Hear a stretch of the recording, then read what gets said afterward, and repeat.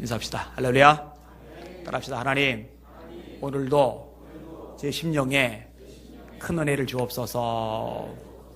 아멘. 옆 사람 모시고 축복해 주세요. 성령으로 충만하십시오. 아멘. 이삭에게 쌍둥이 아들이 있죠. 하나는 에서이고 하나는 야곱입니다. 같은 날 태어났으니까 쌍둥이겠죠. 야곱이 이제 형의 발뒤꿈치를 잡았다 해서 야곱이란 이름을 가지게 되었고, 에서는 이제 색깔이 붉은 빛을 띠고 있어서 에서, 붉다라는 이름의 뜻을 가지게 되었어요. 그런데 쌍둥이임에도 불구하고 두 사람의 성향이 전혀 다르죠. 에서는 활달합니다. 남자다워요. 그 당시는 부족 사회입니다. 이 부족들끼리 서로 위협이 되기 때문에 남자답고 리더십이 탁월한 사람이 그만큼 주가가 높을 수밖에 없는 시대 구조입니다. 그러니까 에서는요, 좋은 장점을 가지고 태어난 거예요. 게다가 사냥을 잘합니다. 사냥을 잘한다는 얘기는 뭐예요? 체력이 뒷받침된다는 얘기고, 무기를 잘 다룬다는 얘기고. 그래서 부족 간의 싸움이 벌어졌을 때 리더로서 굉장히 좋은 조건을 가지고 있다는 얘기잖아요. 게다가 아버지의 신임이 굉장히 두텁습니다. 아버지의 고난이 절대적인 가부장적인 시대 속에서 아버지의 마음에 쏙 드는 에서니까 이미 이제 모든 것을 다 손에 쥐고 있다, 이렇게 보시면 될 겁니다.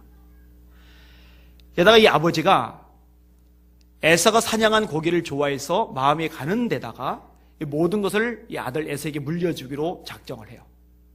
그래서 두 명의 아들이 있음에도 불구하고 야곱은 완전히 소외시키고 에서만 따로 불러다가 너 가서 사냥해라, 요리 만들어라, 내가 먹은 다음에 너에게 다 주마, 이렇게 얘기를 끄집어낸 거예요. 자, 반면에 야곱은 암사내입니다. 아마 치마폭 잡고 빙글빙글 도는 야곱이에요. 야곱. 남자답지 못하죠. 족장시대의 리더로서는 뭔가 자격이 미달인 사람이 야곱입니다. 그럼에도 불구하고 어머니 리브가는 에서보다는 야곱에게 마음이 더 가요. 근데 이거는 모성의 측면에서 얼마든지 해석이 됩니다. 엄마들은요, 잘난 아들 이상으로 약한 아들에게 마음을 더 쏟거든요. 불쌍하거든요. 측은하거든요. 이 일이 갈라져 있는 거죠. 자, 이렇게 두 사람의 이력을 놓고 보면은 분명히 에서가 모든 것을 물려받아야 되는데 이 운명이 엇갈려 버려요. 정작 모든 것을 물려받은 것은 야곱입니다. 에서는 제외가 되고 말아요. 자, 또 한 가지 얘기를 끄집어내겠습니다. 다윗에게 충성된 제사장들이 둘이 있어요. 누구지 아세요? 하나는 사독, 하나는 아비아달입니다. 사독과 아비아달. 이 두 사람이 얼마나 충성된 사람들이냐면요, 압살롬의 반란을 일으켜서 다윗이 도망을 가잖아요. 맨발로 울면서 가잖아요. 재기불능 상태로 보입니다. 누구 눈에 봐도 이제는 틀렸어요. 이렇게 쫓겨나는 다윗 편에 들면은 새로운 왕이 된 압살롬에게 미운털이 박혀서 죽을 수도 있어요. 그럼에도 불구하고 사독과 아비아달은요, 충성스럽게 다윗을 따릅니다. 하나님이 역사하셔서 다윗이 다시 왕권을 차지해요. 그리고 이 두 사람이 된 신임은 굉장히 두터워질 수밖에 없죠. 왜냐, 위기를 만났을 때, 밑바닥으로 굴러 떨어졌을 때 그때 신의를 지키는 인물들이 사독과 아비아달이니까. 자, 이렇게 두 사람이 같이 쭉 갔으면 좋았을 텐데 이 두 사람의 운명이 엇갈리기 시작을 합니다. 언제 엇갈리느냐? 그 다음 때예요.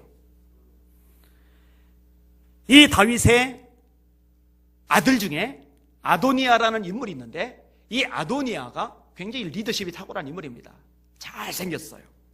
정말 잘생겼어요. 제가 읽어드릴게요. 그때에 핫깃의 아들 아도니아가 스스로 높여서 이르기를 내가 왕이 되리라고 자기를 위하여 병거와 기병과 호위병 50명을 준비하니 그는 압살롬 다음에 태어난 자요 용모가 심히 준수한 자라. 이 준수하다는 말은 잘생겼다는 얘기예요. 심히 준수하다는 얘기는 굉장히 잘생겼다는 얘기예요. 여러분이 보는 담임 목사하고는 완전히 다르게 생겼다는 얘기예요. 이런 사람이 있어요, 그죠? 그의 아버지가 네가 어찌하여 그리하였느냐고 하는 말로 한 번도 그를 섭섭하게 한 일이 없었더라. 근데 자기가 왕이 되려고 작정하고 나서 사람들을 포섭하는데 가만히 보니까 영향력 인물들 중에 두 사람이 떠오른 거예요. 그 중에 하나가 아비아달이에요. 또 한 명이 요압인데 요압은 군대 장관, 지금으로 따지면 국방부 장관입니다. 여러분 각 나라들 보세요. 쿠데타가 일어났을 경우에 누가 실세죠? 군부의 권력자가 실세입니다. 왜냐면요, 조폭이든 일반인이든 꽃갱이든 뭐 낫이든 몽둥이든 야구방망이든 들어봐야 탱크 같은 걸로 창으로 칼로 총으로 무장한 군인들을 이길 방법은 없거든요. 그래서 이 군부가 누구를 지지하느냐가 이 결정적인 승패를 좌지우지하는 거예요. 그러니까 아도니아가요, 대세를 잡은 거예요. 왜냐? 군대 장관을 자기 손아귀에 집어넣었으니까. 그리고 이제 아비아달, 신망이 두던 인물을 손에 넣었으니까. 여러분, 아비아달이 왜 아도니아에게 넘어갔을 것 같아요? 가만히 보니까 대세가 아도니아거든요. 그리고 아도니아에게 붙어서 이 아도니아가 왕이 되면은 그다음부터는 진짜로 자손 대대로 부귀, 영화, 출세, 이거는 완전히 보장이 되거든요. 이게 최고의 투자처가 되는 거예요. 자, 이런 상황 속에서요, 거꾸로 개입하는 인물이 등장을 합니다. 다윗 왕에게조차도 끝쓴소리를 아주 과감하게 했던 인물. 바사바 사건 때 심판을 선언했던 인물, 나단 선지자. 진짜 하나님의 종이죠. 사람 눈치 안 보는 하나님의 종이죠. 이 나단이 보니까 이건 아니에요. 왜냐하면 하나님의 뜻은 아도니아에게 없어요. 하나님의 뜻은 솔로몬에게 있어요. 선지자 입장에서 가만히 있을 수 없어요. 그래서 솔로몬의 어머니인 밧세바를 찾아갑니다. 이렇게 말을 합니다. 나단이 솔로몬의 어머니 밧세바에게 말하여 이르되 핫깃의 아들 아도니아가 왕이 되었음을 듣지 못하였나이까? 우리 주 다윗은 알지 못하시나이다. 이제 내게 당신의 생명과 당신의 아들 솔로몬의 생명을 구할 계책을 말하도록 허락하소서. 왜냐? 솔로몬이 왕 될 것을 다 알고 있는데 아도니아가 왕 되면은 솔로몬을 그냥 늘리는 없거든요. 그거 죽이거든요. 이게 권력의 속성이거든요. 그러니까 당신의 생명과 솔로몬의 생명을 구할 계책을 알려드리겠습니다. 그 얘기가 이런 배경 속에서 나오는 거예요. 당신은 다윗 왕 앞에 들어가서 말하기를 내 주 왕이여, 전에 왕이 여종에게 맹세하여 이르시기를 네 아들 솔로몬이 반드시 나를 이어 왕이 되어 내 왕위에 앉으리라 하지 아니하셨나이까? 그런데 아도니아가 무슨 이유로 왕이 되었나이까 하소서. 당신이 거기서 왕과 말씀하실 때에 나도 뒤이어 들어가서 당신의 말씀을 확증하리이다. 이 나단 선지자가 하나님의 뜻에 자기 인생을 거는 신실한 신앙의 인물이지만 동시에 굉장히 이 머리가 좋은 전략적인 사고를 하는 인물이기도 해요. 오늘 본문에 그게 드러나요. 예, 밧세바하고 자기하고 나란히 우르르 가서 왕이여 이게 어떻게 된 겁니까? 이렇게 막 난리를 피는 게 아니라 밧세바 보고 먼저 들어가서 이런 얘기를 끄집어내세요. 그러면 제가 그 후에 들어가서 다시 그 얘기를 끄집어낼게요. 한 번 이야기를 전달해 듣는 것보다 두 번 반복적으로 이야기를 전달해 듣는 게 사실은 더 효과적이거든요. 이 밧세바가 들어갑니다. 밧세바가 몸을 굽혀 왕께 절하니 왕이 이르되 어찌됨이냐? 그가 왕께 대답하되 내 주여, 왕이 전에 왕이 하나님 여호와를 가리켜 여종에게 맹세하시기를 네 아들 솔로몬이 반드시 나를 이어 왕이 되어 내 왕위에 앉으리 하셨거늘 이제 아도니아가 왕이 되었어도 내 주 왕은 알지 못하시나이다. 그가 수소와 살진 송아지와 양을 많이 잡고 왕의 모든 아들과 제사장 아비아달과 군사령관 요압을 청하였으나 왕의 종 솔로몬은 청하지 아니하였나이다. 내 주 왕이여, 온 이스라엘이 왕에게 다 주목하고 누가 내 주 왕을 이어 그 왕위에 앉을지를 공포하시기를 기다리나이다. 그렇지 아니하면 내 주 왕께서 그의 조상들과 함께 잘 때에 나와 내 아들 솔로몬은 죄인이 되리이다. 자, 이렇게 얘기를 다 끄집어낼 무렵 그 타이밍을 맞춰서 나단이 쏙 하고 들어가요. 밧세바가 왕과 말할 때에 나단 선지자가 들어온지라 어떤 사람이 왕께 말하여 이르되 선지자 나단이 여기 있나이다니 그가 왕 앞에 들어와서 얼굴을 땅에 대고 왕께 절하고 이르되 내 주 왕이여, 왕께서 이르시기를 아도니아가 나를 이어 왕이 되어 내 왕위에 앉으리라 하셨나이까? 얘들이 굉장히 전략적이죠. 여러분, 다윗 왕이 아도니아야 네가 왕이 되라 이렇게 공포 안 했죠. 이렇게 공포 안 했다는 것을 나단 선지자가 알죠. 아는데 시심 뚝 떼고 물어보는 거예요. 내 주 왕께서 이르시기를 아도니아가 나를 이어 왕이 되어 내 왕위에 앉으리라 하셨나이까?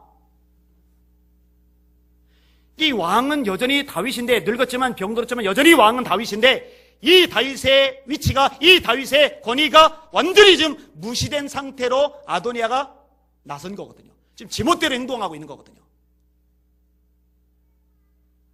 왕께서 그런 말씀하셨습니까? 여쭤보는 거예요. 아닌 거 빨리 알면서.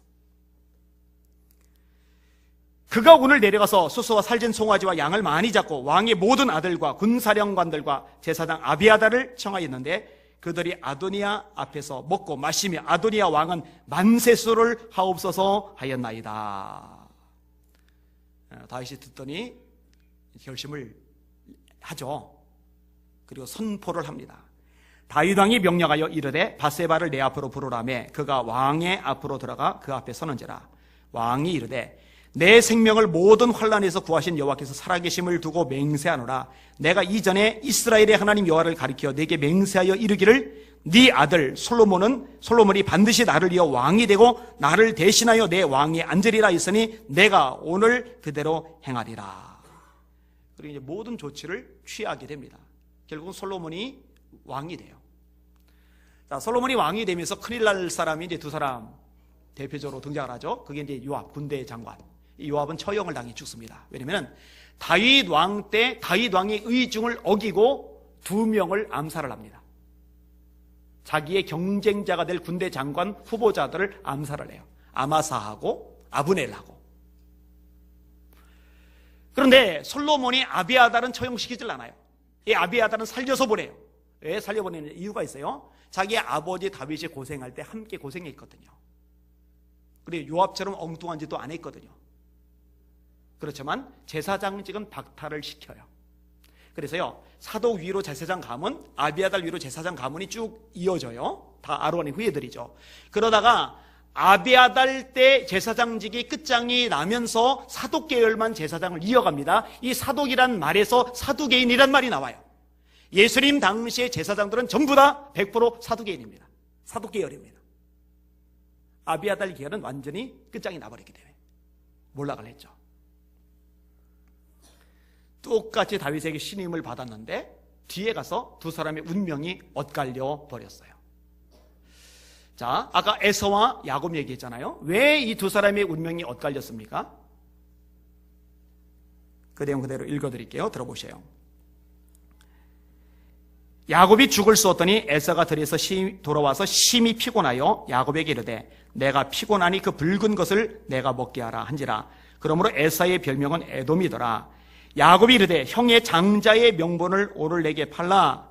에서가 이르되 내가 죽게 되었으니 이 장자의 명분이 내게 무엇이 유익하리요. 장자의 명분이라는 것은요, 하나님의 언약이 담겨 있어요. 하나님의 복이 담겨 있어요. 그러니까 정말 가치가 있는 겁니다. 아버지께서 장남에게로, 이 장남에게서 또 다른 장남에게로 이게 연결되어져 가는 굉장히 중요한 하나님의 언약입니다. 근데 에서가 지금 어떻게 말을 합니까? 내가 좀 배고파 죽게 되었다. 내가 좀 배고파 죽게 되었다. 질문. 에서가 좀 몇 날 며칠 굶었어요?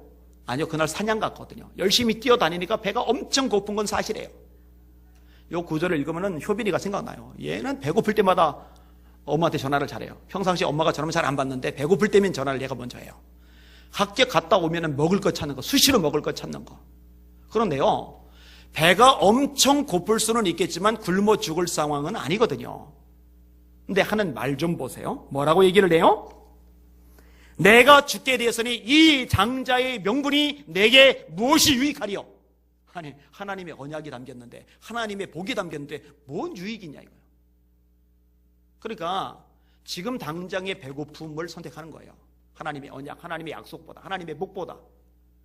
지금 당장 필요한 거, 지금 당장 내가 급한 거, 지금 당장 내게 아쉬운 거, 지금 당장 내가 하고 싶은 거, 그게 이제 우선이 된 거예요.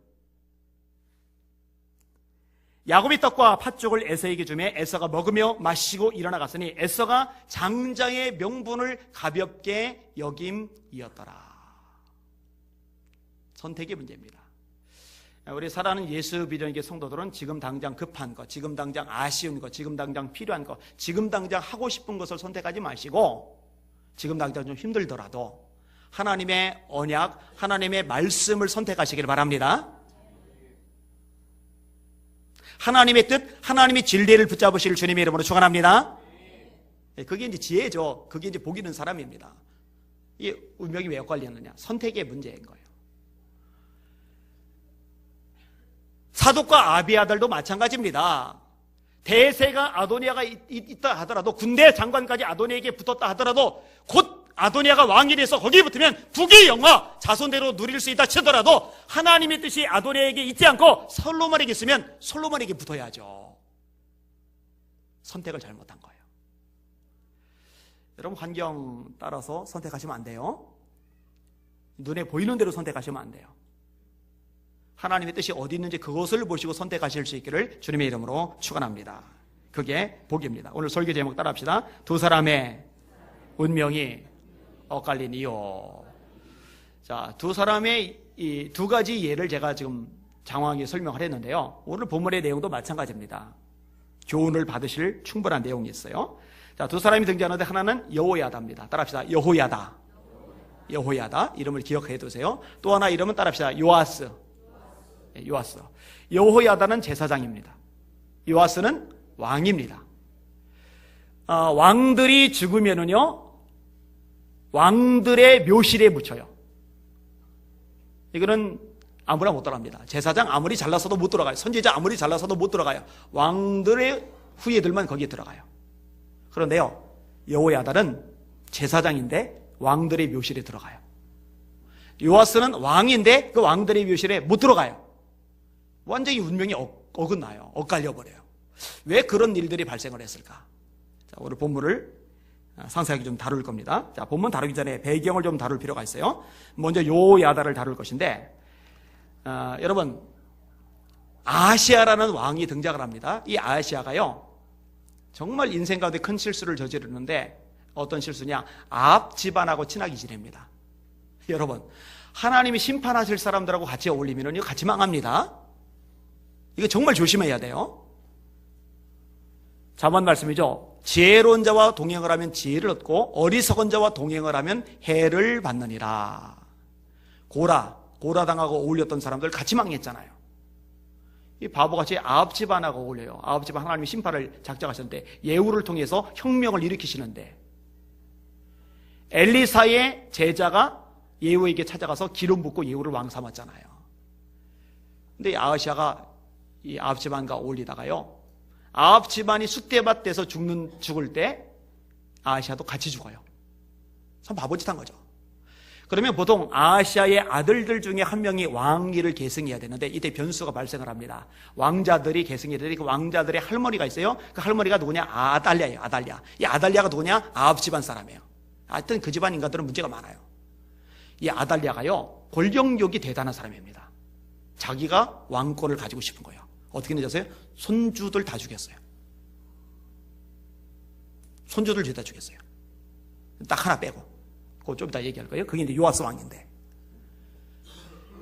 여러분, 역사상 보면은요, 이 권력에 중독된 사람들이 얼마나 무서울 수 있는지를 잘 봅니다. 그래서 마약 중독보다 권력 중독이 더 무섭답니다. 지금 새정치민주연합이 지금 난리가 났죠? 콩가루 집안 됐죠? 안철수 씨하고 문재인 씨하고 좀 싸우고 있죠. 새누리는 아직 수면 아래 잠복해 있지만 지금 당권파하고 친박 쪽하고 거기서 또 이제 알력 다툼을 하고 있죠. 예전에 김영삼, 김대중 대통령 싸울 때 기억하시죠? 중국의 서태후 얼마나 무섭습니까? 참 많이 죽였습니다. 사도라는 영화가 얼마 전에 개봉이 돼 있었죠. 그 사도라는 영화 내용 아세요 혹시? 그 영조대왕 아들이 사도세자입니다. 사도세자를 자기 아들을 뒤주에 가둬 죽였죠. 그 여러 요인이 있지만 권력투쟁도 그 안에 담겨 있어야 하나. 그 사도세자의 아들이 정조대왕인 거죠. 단종, 자기 삼촌에 의해서 죽었잖아요. 왕 되려고 조카를 죽인 거예요. 헤롯 대왕, 안토니우스를 따르다가 옥타미아누스가 이기니까, 그리고 아우구스티누스로 로마 일대 황제가 되니까 그걸로 빌붙었어요. 권력력이 대단한 사람입니다. 자기가 왕인데 왕인 자기보다 자기 아들들이 인기가 더 좋으니까 아들들 2명 처형, 자기 아내까지 처형. 여러분, 이건 말이 안 되잖아요. 근데 말이 안 되는 짓을 저질러요. 여러분, 조선시대도 그렇고 각 나라 왕들의 역사 한번 보세요. 형제고 뭐가 없어요. 죽여요, 다. 이 권력이 그렇게 무서워요. 자식도 죽여요. 아달랴가 그 짓을 저지른 거예요. 근데 이때 다 죽임을 당하는 중에 요아스가 살았는데 어떻게 살았느냐? 여호사브앗이라는 여자가 얼른 애를 안고서 피신을 한 거예요. 근데 그렇게 안고 피신을 했던 여호사브앗이라는 여자가 누구냐? 여호야다 제사장의 아내입니다.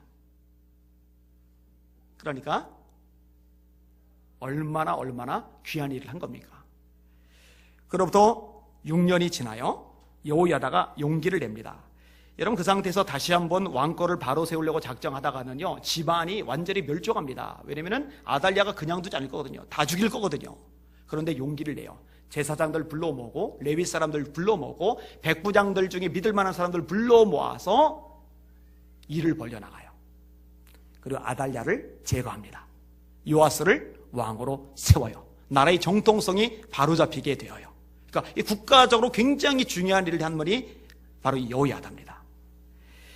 이 여호야다가요, 얼마나 선한 영향력을 미치느냐. 성경은 이렇게 말씀합니다. 제사장 여호야다가 세상에 사는 모든 날에 요아스가 여호와 보시기에 정직하게 행하였으며, 이 여호야다가 요아스를 왕으로 세운 다음에 왕이 된 요아스의 힘을 빌어서 자기 부귀영화 채우고 자리 높이 올라가고 자기 친인척들 또 지인들 막 세워주고 이런 거 하나도 안 해요. 사실은 이런 인물들이 많이 나와야 되는데요. 대통령 될 때 공을 세웠더라도 본인은 자리 욕심 안 내고 그냥 올바르게 나라 통치하고 국민 사랑하고 좋은 정책들 만들도록 이렇게 하면 참 좋을 텐데 사람이 그게 안 되거든요. 조선시대 때도 공을 세웠던 공신들이 그 기득권을 안 놓기 때문에 그 공신들 때문에 왕이 된 사람, 그 왕과 그 공신들 사이에 또 권력 투쟁이 또 벌어지고 막 그러잖아요. 근데 여호야다가 그게 없어요. 그게 여호야다의 관심은 하나님이에요. 여호야다의 관심은 백성들이 하나님의 말씀대로 사는 거예요. 그게 관심사예요. 그게 다가 아닙니다. 이 여호야다가요, 성전을 깨끗하게 보수하기 시작을 합니다. 왕과 여호야다가 그 돈을 여호와의 전 감독자에게 주어 석수와 목수를 고용하여 여호와의 전을 보수하며 또 철공과 노쇠공을 고용하여 여호와의 전을 수리하게 하였더니 기술자들이 맡아서 수리하는 공사가 점점 진척되므로 하나님의 전을 이전 모양대로 견고하게 하니라. 여러분, 여호야다가 성전을 이렇게 잘 깨끗하게 보수했던 이유가 뭘까요? 하나님을 사랑하기 때문에. 다윗이 하나님의 성전을 지을 때 굉장히 많은 것들을 준비하잖아요. 자기가 벌어들인 모든 것들을 다 하나님의 전을 해서 내놓잖아요. 이유가 뭐라고 되세요? 하나님의 전을 사모함으로. 그렇게 성경은 말씀을 해주고 있거든요. 너무 잘한 거죠. 결국 이 여호야다가 어떻게 되느냐, 오늘 본문으로 돌아옵니다. 15절과 16절입니다. 같이 읽습니다. 시작. 여호야다가 나이가 많고 늙어서 죽으니 죽을 때에 130세라 무리가 다윗성 여러 왕의 묘실 중에 장사였으니 이는 그가 이스라엘과 하나님과 그의 성전에 대하여 선을 행하였음이더라. 자, 선을 행했는데 세 가지 나와요. 하나는 이스라엘. 그래서 이스라엘의 선을 행했죠. 나라를 바로 잡았으니까. 백성들이 신앙생활을 바로 하게 만들었으니까. 그 다음에 하나님을 향해서 선을 행했죠. 그 다음에 성전을 향해서 선을 행했대. 성전을 향해서. 왕들의 묘실에 들어갔어요. 영광이에요. 자, 이제 요아스를 다룰 차례인데, 자, 요아스는 여호야다 때문에 목숨을 부지했고 여호야다 때문에 왕이 되었어요. 그 얘기는 조금 전에 했고, 근데 문제가 뭐냐? 참 여호야다 앞에 고마워하던 마음을 가졌던 요아스가요, 그 마음을 지키질 못해요. 자, 말씀 보겠습니다. 17절과 18절. 시작. 여호야다가 죽은 후에 유다 방백들이 와서 왕에게 절하매 왕이 그들의 말을 듣고 그의 조상들의 하나님 여호와의 전을 버리고 아세라 목생과 우상을 섬겼으므로 그 죄로 말미암아 진노가 유다와 예루살렘에 임하니라. 마음을 끝까지 지켰으면 참 좋았을 텐데요, 변해버렸어요. 하나님의 전을 버렸대요. 아세라상을 섬겼대요. 잠언 4장 23절 말씀인데 따라합시다. 무릇 지킬 만한 것보다 더욱 내 마음을 지키라. 생명의 근원이 이에서 나는 줄 알미니라. 이사야 26장 3절입니다. 주께서 심지가 견고한 사람을 평강하고 평강하도록 지키시리니 이는 저가 주를 의뢰함이니라. 심지, 이 마음의 중심이 곧은 사람, 이 견고한 사람을 평강하고 평강하도록 지켜주신대요. 여러분, 주님을 만났을 때 그 첫사랑 있잖아요. 감격하고 눈물 흘리고 주를 위해 살겠다고, 기도하며 살겠다고, 전도하며 살겠다고, 예배 생명 걸겠다고, 그 첫사랑. 그 마음을 지키시는 여러분들 되시길 주의 이름으로 축원합니다. 잘 지키셔야 돼요. 근데 못 지켰잖아요. 못 지켰으면 어떻게 돼요? 찾아야죠. 첫사랑 찾아야 됩니다. 주님께서 에베소 교회를 향해서 이렇게 말씀을 하십니다. 에베소 교회 사자에게 편지하라. 내가 네 행위와 수고와 네 인내를 알고 또 악한 자들을 용납하지 아니한 것과 자칭 사도라 하되 아닌 자들을 시험하여 그의 거짓된 것을 내가 드러낸 것과 또 네가 참고 내 이름을 위하여 견디고 게으르지 아니하는 것을 아노라. 여러분 에베소 교회 괜찮잖아요? 행위가 있어요, 수고가 있어요, 인내가 있어요, 참고 견딤이 있어요. 그게 다가 아니에요. 게으르지 않아요. 얼마나 열심히 내고 얼마나 부지런한지 몰라요. 우시로 따지면 공예배 다 나와요. 새벽 기도도 해요. 봉사도 해요. 헌금도 해요. 전도도 해요. 기도도 해요. 충성을 다 해요. 다 열심히 해요. 그런데 주님이 말씀하시는 거예요. 그러나 너를 책망할 것이나니 너의 처음 사랑을 버렸느니라. 감격이 없는 거예요. 열정이 없는 거예요. 눈물이 없는 거예요. 뜨거움이 없는 거예요. 주님을 향한 애끓는 마음이 사라져버린 거예요. 그냥 하는 거예요. 그냥. 부지런한데 열심히 내는데 수고 있는데 행위가 있는데 마음이 빠졌어요. 마음. 하나님을 사랑하라고 그럴 때 제일 처음에 나온 게 마음을 다하고 주님이 에베소 교회 향해 이렇게 말씀합니다. 그러므로 어디서 떨어졌는지를 생각하고 회개하여 처음 행위를 가지라. 만일 그리하지 아니하고 회개하지 아니하면은 내가 네게 가서 네 촛대를 그 자리에서 옮기리라. 사랑하는 성도 여러분, 첫사랑 회복하시길 주님의 이름으로 축원합니다. 축원합니다. 축원합니다. 첫사랑 찾으셔야 돼요. 여러분 이거 기도 제목입니다. 연말에 연초에 이 제목 가지고 기도하세요. 여전한 것 같은데, 일하는 것 같은데 사실은 감격이, 열정이, 뜨거움이 사라져버렸다면 이거는 심각한 거예요. 그거 찾으셔야 돼요. 마음이 바뀌면 안 돼요. 마음이 바로 서 있어야 돼요. 찾으셔야 돼요. 여호와에다가 나를 살려줬는데, 나를 왕되게 해줬는데 그 감격이고 뭐고 다 사라져버렸어요. 사람이 변했어요. 마음이 변해버렸어요. 그게 다가 아닙니다. 강팍해집니다. 19절 말씀 같이 읽겠습니다. 시작. 그러나 여호와께서 그들에게 선지자를 보내사 다시 여호와에게로 돌아오게 하려 하심에 선지자들이 그들에게 경고하였으나 듣지 아니하니라. 강팍하다는 것은 망할 징조입니다. 여러분 성령 충만하면은 하나님께서 그 속에서 굳은 마음을 제거하고 부드러운 마음을 주신다고 에스겔서 36장이 말씀을 합니다. 여러분 굳은 마음은 안 좋아요? 부드러운 마음 되시길 바랍니다. 근데 부드러운 마음이 되는 방법이 뭐냐? 내 힘으로 안 됩니다. 사람들에게 이리 치고 저리 치고 이런저런 일로 시험 들고 스트레스 받고 하다 보면 마음이 딱딱해져요. 성령께서 임하실 때 그 성령께서 굳은 마음을 뽑아내고 부드러운 마음을 채워주는 줄 믿으시길 바랍니다. 그게 에스겔서 36장 말씀이라니까요. 마음이 부드러워져요. 그러니까 마음이 부드러운 사람의 특징은요, 경청을 합니다. 들을 얘기를 들어요. 뭐 합시다 그러면 움직여요. 들어요. 그런데 하나님이 선지자들 보내세요. 보내시는 목적이 뭐냐? 돌아오게 만들라고. 그런데 안 들어요. 아예 안 들어요. 돌아올 생각을 안 해요. 강팍하기 때문에 그래요. 이게 다간입니다. 굉장히 배은망덕한 모습을 보여줍니다. 20절부터 볼게요. 20절에서 22절 시작. 예, 하나님의 영이 제사장 여호야다의 아들 스가랴를 감동시키심에 그가 백성 앞에 높이 서서 그들에게 이르되 하나님이 이같이 말씀하시기를 너희가 어찌하여 여호와의 명령을 거역하여 스스로 형통하지 못하게 하느냐 하셨나니 너희가 여호와를 버렸으므로 여호와께서 너희도 너희를 버리셨느니라 하나 무리가 함께 꾀하고 왕의 명령을 따라 그를 여호와의 전뜰 안에서 돌로 쳐 죽였더라. 요아스 왕이 이와 같이 스가랴의 아버지 여호야다가 베푼 은혜를 기억하지 아니하고 그의 아들을 죽이니 그가 죽을 때에 이르되 여호와는 감찰하시고 신원하여 주옵소서 하니라. 여러분 요아스 왕의 입장에서 스가랴가 거슬리는 것은 어쩔 수 없다고 쳐요. 왜냐하면 바른 소리만 거슬리거든요. 잘못했다고 지적하면 듣기 싫거든요. 짜증나거든요. 이건 누구나 똑같아요. 그런데 어떻게 해요? 명령을 내린 거예요. 저놈 죽여. 저놈 죽여. 어디서 죽였다고 돼 있어요? 여호와의 뜰에서. 여러분 예수님께서 순교에 대한 이야기를 끄집내시면서 이런 말씀하세요. 아벨과 제단과 성전 사이에서 죽임을 당한 스가랴의 피까지 그 피를 2세대가 담당하리라. 아벨은 제일 처음에 순교당한 인물이죠. 그 다음에 가장 마지막에 등장하는 인물로 왜 스가랴를 말씀하셨을까? 왜냐면 지금 우리 성경하고는 원래 유대인들이 쓰는 성경은 이 구조가 좀 달라요. 배치가 좀 달라요. 역대하가 역사서 중에 가장 뒷부분에 있어요. 그래서 아벨과 스가랴를 다루면 창세기 제일 처음부터 마지막까지 거기에 나오는 모든 인물들, 모든 죽임을 당한, 주님을 위해서 죽임을 당한 인물들 중에 처음과 마지막에 해당이 되는 거예요.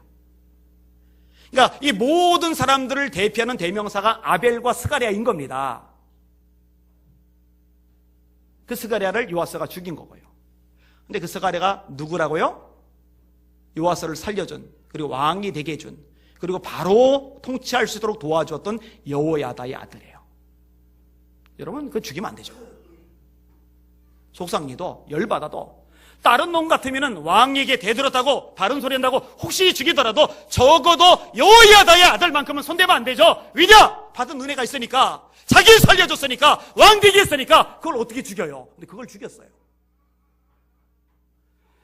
여러분, 성경에 두려운 말씀이 하나 있어요. 악으로 선을 갚으면 악이 그 집을 영원히 떠나지 아니하리라. 상대방이 선을 행했어요. 근데 잊었어요. 뭐 그럴 수 있어요. 그죠? 사람이 배은망덕하니까. 상대방이 선을 행했어요. 선으로 갚았어요. 잘한 거죠. 근데 상대방이 선을 했는데 나는 악으로 갚아요. 이러면 악이 그 집을 영원히 떠나지 않는데요. 하나님의 말씀입니다. 제가 여러 차례 얘기했습니다만 정말 제가 싫어하는 말이 있어요. 한국말 중에. 은혜는 물에 새기고 원하는 돌에 새긴다. 여러분, 흘러가는 물에다가 아니면 고여있는 물에다가 새겨보세요. 은혜를. 금방 없어지죠. 원하는 돌에 새겨요. 자기한테 은혜 베푼 것은요, 금방금방 잊어버려요. 그런데 자기에게 손해 끼치거나 상처 주거나 뭐 좀 안 좋은 소리 하거나 이상한 눈꼴이 보였거나 이런 사람에 대해서는요, 죽어도 안 잊어요. 낚싯바늘 만들어 놓고 너 걸려봐라. 내가 그냥 두지 않을 거야. 이러는 거예요. 이건 참 고약한 거예요. 여러분, 은혜는 돌에 새기시고 원하는 물에 새기실 수 있기를 주의 이름으로 축원합니다. 그러면 사실 삶이 행복해져요. 인생이 더 풍성해져요. 여러분, 부모님께 감사하셔야 돼요. 서운한 것보다 감사가 더 많아야 돼요. 왜냐면 안 좋은 건 잊고 좋은 거 새기면은 그 감사가 더 많아질 수밖에 없으니까. 여러분, 인간관계도 그래요. 서로 바라볼 때도 마찬가지예요. 여러분, 다 좋기만 한 사람 누가 있고 다 나쁘기만 한 사람 누가 있겠어요. 그런데 좋았던 것들은 망각하고 나빴던 것들은 기억하면 관계가 깨지는 것이고, 나빴던 것들은 망각하고 좋았던 것들을 기억하고 있으면 관계는 갈수록 좋아지는 거죠. 그 주변에 내가 마음에 들고 내가 좋아하는 사람이 많다라는 얘기는 내 주변에 좋은 사람이 많은 것도 맞지만은 내 마음 자체가 지금 제대로 작용하고 있다는 얘기이기도 해요. 거꾸로 내 주변에 못마땅하고 마음에 안 드는 사람들만, 그런 인간들만 가득하다고 한다면은 그런 사람들이 있는 것일 수도 있지만 사실은 내 중심에 뭔가 비상 신호가 켜졌다, 그 의미이기도 해요.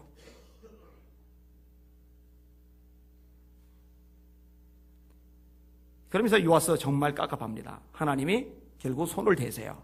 자, 23절, 24절 같이 읽을게요. 시작. 1주년 말에 아람 군대가 요아스를 치려고 올라와서 유다와 예루살렘에 이르러 백성 중에서 모든 방백들을 다 죽이고 노략한 물건을 다메섹 왕에게로 보내니라. 아람 군대가 적은 무리로 왔으나 여호와께서 심히 큰 군대를 그들의 손에 넘기셨으니 이는 유다 사람들이 그들의 조상들의 하나님 여호와를 버렸습니다. 이와 같이 아람 사람들이 요아스를 징벌하였더라. 이 아람 왕이요, 군대를 보내는데 소규모를 보냈어요. 그러니까 간 보는 거죠. 국가적인 거대한 전쟁이 아니라 어떻게나 간 보는 거죠. 유다는 군대를 대규모로 동원해서 싸우러 나갔어요. 그런데 대규모로 동원한 군대가 아람의 소규모 군대에게 완전히 박살났어요. 방백들 다 죽었어요. 근데 요아스도 부상을 입었는데 크게 부상을 입어요. 몸이 망가질 만큼 완전히 부상을 입어요. 왜 그렇게 되었느냐? 성경이 뭐라 말씀하셨어요? 여호와께서 심히 큰 군대를 그들의 손에 넘기셨다. 하나님이 넘기신 거예요. 사랑하는 여러분, 하나님이 함께 하셔야 승리합니다. 하나님이 역사하셔야 길이 열립니다. 하나님이 도와주셔야 적은 걸 가지고도 큰 것을 무너뜨릴 수가 있습니다. 하나님이 돕지 않으시면, 하나님이 외면하시면, 하나님이 등을 돌리시면 내가 아무리 준비해도, 내가 아무리 노력해도, 내가 아무리 많이 갖춰도 별것 아닌 거에 무너지고 박살날 수밖에 없어요. 놓치지 마세요. 헷갈리지 마세요.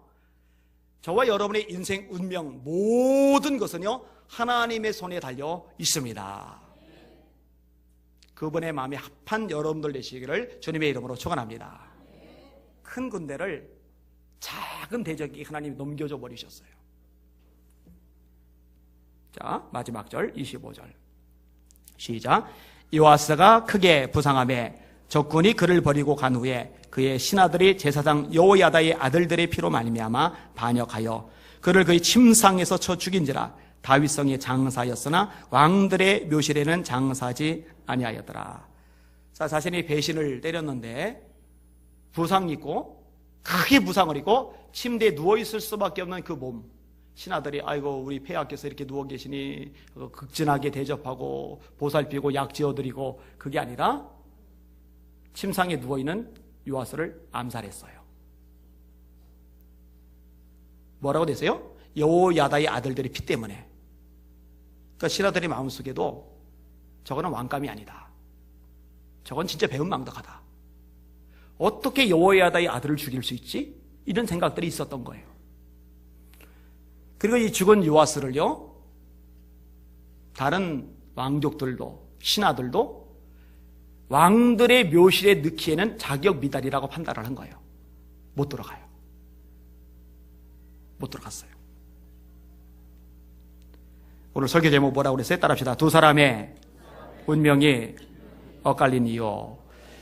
여호야다는 왕실에 들어갈 자격이 없는데 들어갔고, 요아스는 태어날 때부터 그 자격을 가지고 태어났는데 못 들어갔고, 왜 이렇게 운명이 엇갈려 버렸을까? 선택이에요. 선택. 여호야다는 하나님의 뜻을 선택했어요. 하나님 뜻대로 살라고. 요아스는 자신의 욕망을 선택했어요. 자기가 원하는 대로, 자기 기분대로, 자기 내키는 대로 살고 싶어서. 그게 운명을 엇갈리게 만들었어요. 우리 사랑하는 예수님의 성도들은 욕망 선택하지 마시고 하나님의 뜻을 선택하실 수 있기를 주님의 이름으로 축원합니다. 그게 복입니다. 나이팅게일은 다 아시죠? 워낙 유명한 분이니까. 이분이 원래 이태리 사람입니다. 집안이 부자예요. 문화적인 교육을 굉장히 많이 받았어요.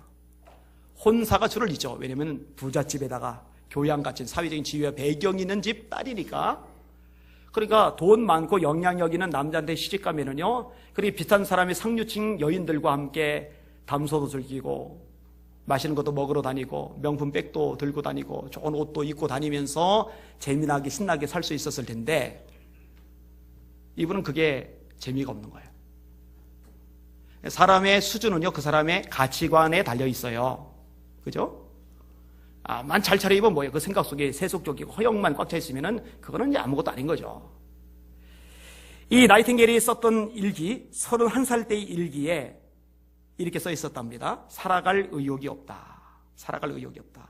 그러니까 뭔가 가치 있는 삶을 살고 싶은데, 뭔가 좀 영양가 있는 인생을 살고 싶은데 그게 없으니까.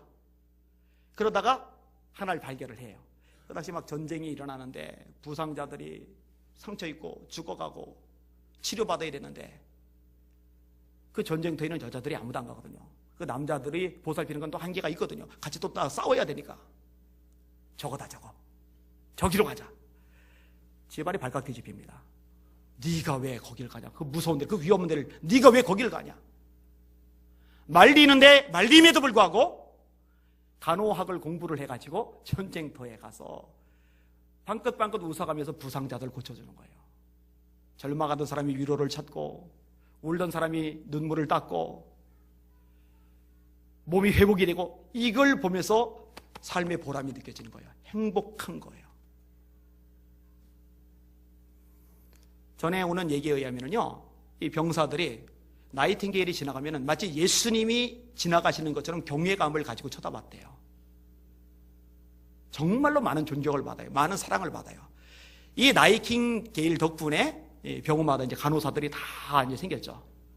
근데 간호사들이 다 나이팅게일은 아니에요. 그죠? 나이팅게일 같은 사람이 많이 나오면 좋을 것 같아요.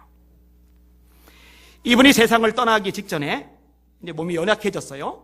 영국에서요 아주 최고의 제안을 합니다.